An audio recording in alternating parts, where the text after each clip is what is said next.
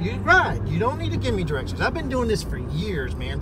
For years, I've been in transportation. Okay, sir. What I meant was the right lane I know exactly what it does. It allows for people to take an immediate right, an unprotected right. I don't need your help. It wasn't about needing my help. When you left my house, you were going to go left. The direction said right, and I was saying right. I was under the impression you didn't know that road, so I was offering you to go to the right lane so that you could expedite the turn. Please don't put your arm on my seat. Please. Arm on the seat? Yeah. Yeah. You're far outside of your boundaries of I'm sorry, sir. I'm very confused by this. You're telling me I can't sit in the front seat? You're telling me I can't be on the phone when I'm in seat. Okay, then why are we Courtesy, sir. Courtesy. Nobody wants to be trapped with somebody else on the telephone. I'm sorry. I'm trapped. It's not that you're trapped, sir. You're an You Uber should do driver. it to any Uber driver. You should have some manners. How old are you? 50? You don't know how to act in public? I can pull over and you can get another Uber, or you can just drop it, okay? Because you're an entitled individual, and I don't appreciate the way that you've talked to me and treated me from the time you got in my car, from the time that our first exchange at your gate. We can pull over. You can get you another Uber. It seems that you're frustrated, but I didn't mean to be rude. I was saying on the call box you'll find the name Dawson. You're right. I didn't know that on your app that it doesn't have my last name. It makes sense that it wouldn't.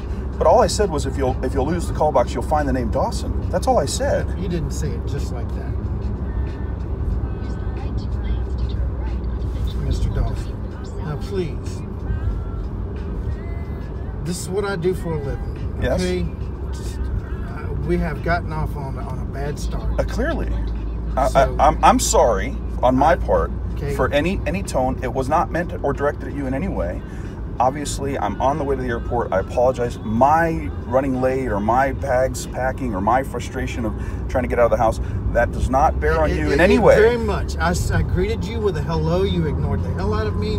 So yes, we started off on the wrong foot. We definitely started off on the wrong foot. So please allow me to apologize.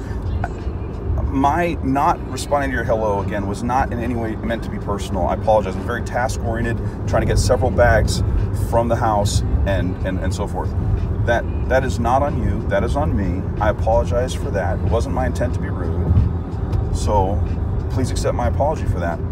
And apologize again. But being on the phone and being told, don't be on the phone in an Uber car, I'm sorry, I've never heard that before.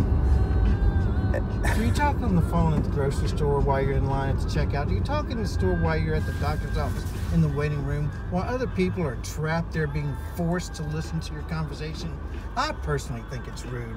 We can drop the conversation. You can have your phone calls, but I think it's rude, and I especially think it's rude. You've got your arm around my chair over the back of my head. This is my space. We're strangers. You're a big gentleman. I apologize. I am a big gentleman, and yes, obviously this is a tiny car. And so I apologize if I stretch my arm out just because I'm obviously in a small space myself. But again, I don't believe I touched you, and I didn't mean to come into your space. It's the nature of a car like this size is that we're 6 inches from each other. That wasn't, again, that's not my, I can't fit comfortably in the back seat of a car this small. So, if me sitting in the front seat is a problem, I apologize. I didn't realize that. I've never had an Uber driver ever tell me don't sit in the front seat or that they don't want me there. So again, it's the first time I've ever had this experience, and like you've been using Uber for years, I've been taking Uber for years. And so, okay, so can we do a fresh start? Would you be okay with that? Yeah. Okay, let's start over. I apologize. Sir, thank you for picking me up today. I'm Jonathan. I'm heading to the airport. I appreciate you taking time to take me there. Thank you. Nice to meet you. Nice to meet you. I didn't catch your name. I'm Mike. Mike, pleasure to meet you, Mike. Mike, how's your day going?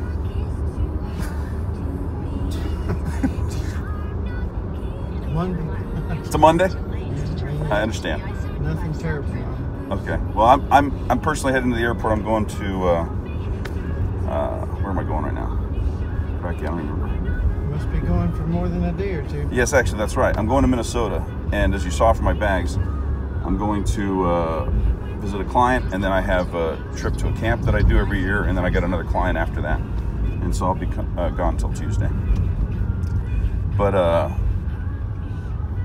anyways, like, how long have you been doing this? You said you've been doing it for a while. I've been doing the rideshare platform for 18 months. I did. Were you cabbie before? Town car service to the airport for 5 years. Mm-hmm. On the whole, when you're not picking up rude passengers, do you enjoy it? I do. Yeah? Get a lot of good conversations, and I really like driving.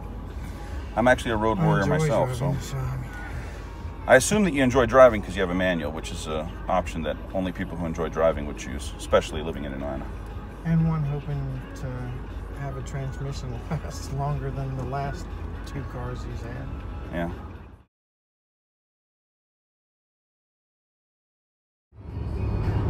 Put in 10, 12 hours a day and get $25 to $30 out of what you pay your $50, $60. Mm-hmm. Well, like I said, I mean, as a passenger, having been in probably by now a lot of rides myself, I can appreciate that you probably deal with all manner of indifference to you, indifference to your vehicle, as you put it, entitlement. People feel like everything from they can be obnoxious in your car to they can be drunk, or I've heard stories of people vomiting in Uber cars, and so like I said, I'm sure that sometimes it can push a man to the limit.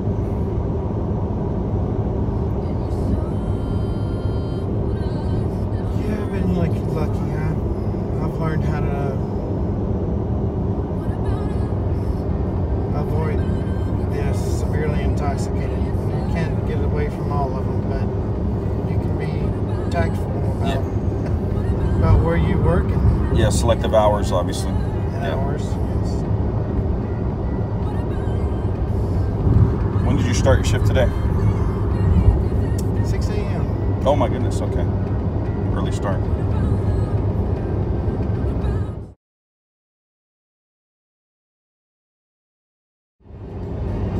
I did a post recently on Facebook, and I said, based on an experience, I was driving down a road and I saw a gentleman who was missing a leg, had the crutches, and was clearly trying to get from point A to point B. It took a minute, pulled over, grabbed him, discovered he was going a couple of miles, a little out of my way, not bad, but was able to take him. Turns out he's a semi-homeless man, and anyway, took a minute, grabbed him a meal, just spent some time, and in the post I said, sometimes we get so busy in our life, but we should never be too busy to just be human to each other. And I feel like our initial interaction was I was being too busy to just be human. I wasn't keen on you picking up my food or moving my things from the chair while I was moving your bags. I would have appreciated if you would have given me the opportunity to put it where I thought was proper placement of my belongings. Fair enough. You kind of crossed a few boundaries with me. Yeah, I see that. A few assumptions were made on my part, like I said, because of my rush, and I behaved carelessly. And it's not, like I said, it's certainly not my character to be that way. But when I do, I appreciate the opportunity to catch it and to apologize, to repent from it, and to ask for forgiveness. Because sometimes you screw up and you don't catch yourself in the moment, and then the moment passes. Like had you just dropped me off, or had I just took a hard stance, or you took a hard stance, I'm sure later on I would have come to realize that I was wrong, and I could have done it better, and I would have not had the chance to just tell you to your face that I'm sorry. So sometimes I screw up and I can't catch it in time. I think we all do that. Yeah.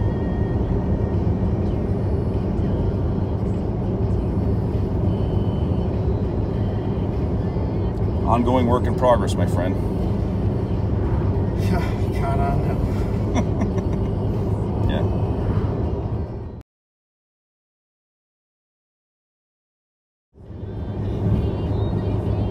You mentioned prayer. Is that something you try to do? Oh yeah, I was praying in your driveway. Is that right? Forgive those that trespass against us, Lord. Forgive those that trespass against us, Lord. Oh, is that right? And praying. Yeah. Well, I became the test today, didn't I? Well, yeah, right. I'm on a prayer regimen right now for change. Yeah.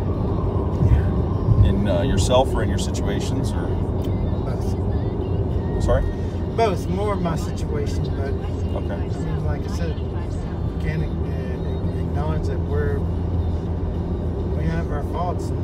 Yeah. You can't see where you're the issue holding you back from the potential change that you want, or Yeah, where so you true. could be the potential.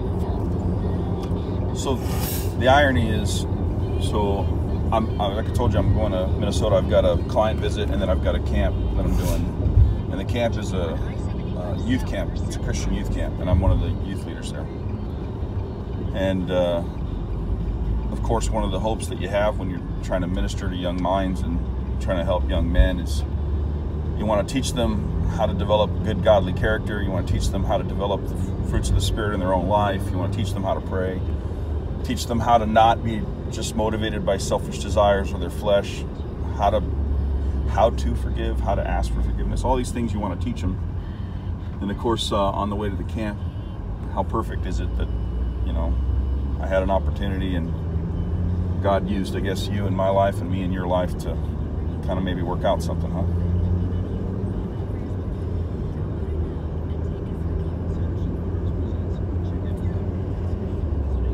Yes, sir. It's frustrating out here. You really feel like you're taking advantage of a lot of things. Oh, I'm sure. Like I said, I mean, any service-oriented position that you take in society, you automatically put yourself subject to other people's behaviors, right? So whether you're a waiter or Uber driver or anybody who is in a role of service to the public, you kind of put yourself out there, and you get to see probably in some ways the worst side of people, because how people will treat someone who they don't expect has authority over their life, or power over their life, is I think a measure of a person's character, isn't it? How you treat the janitor, how you treat the Uber driver, how you treat the meter maid giving you a ticket, just doing their job, Never been in ministry. Used to sing in the choir. Is that right? Did it for 2 years. Yeah, that's a type of ministry. What do you mean? Yeah. It is. Yeah, I mean, yeah. Well, sure it is. Why wouldn't it be? I get your point, but it's talking about teaching. Oh, sure. Well, I've been in youth ministry in some capacity for 20 years. And everything from cleaning the bathrooms in the youth groups to standing on the stage in the pulpit. But I think it's important also. It's one of the things I hope to teach the kids is that whatever calling you have, whatever season you're in, there's a reason that you're there. God is wanting to use you in some capacity. God is always looking to use His people wherever they're placed to do something for the kingdom, to be a light in some way in someone's life.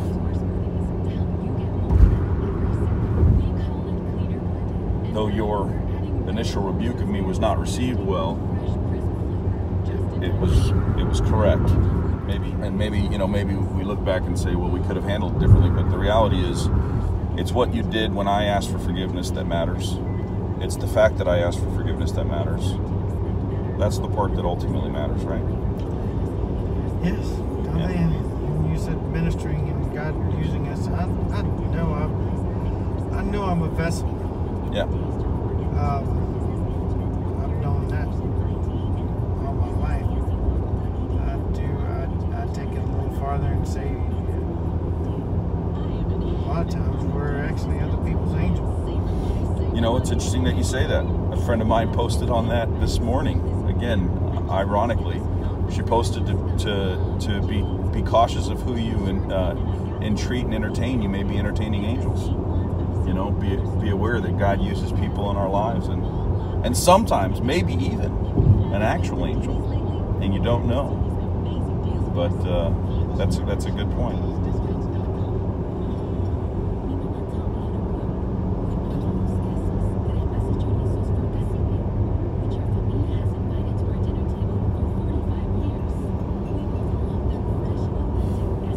I'm really encouraged by this conversation. And like I said, the saltiness of the beginning has been made sweet. So this is a very interesting Uber ride. I've never fussed at anybody other than a drunk person. So I'm the first, I win the award of the first non-drunk that you fussed at. That's not an award I was aiming for today, but I guess I'll take it.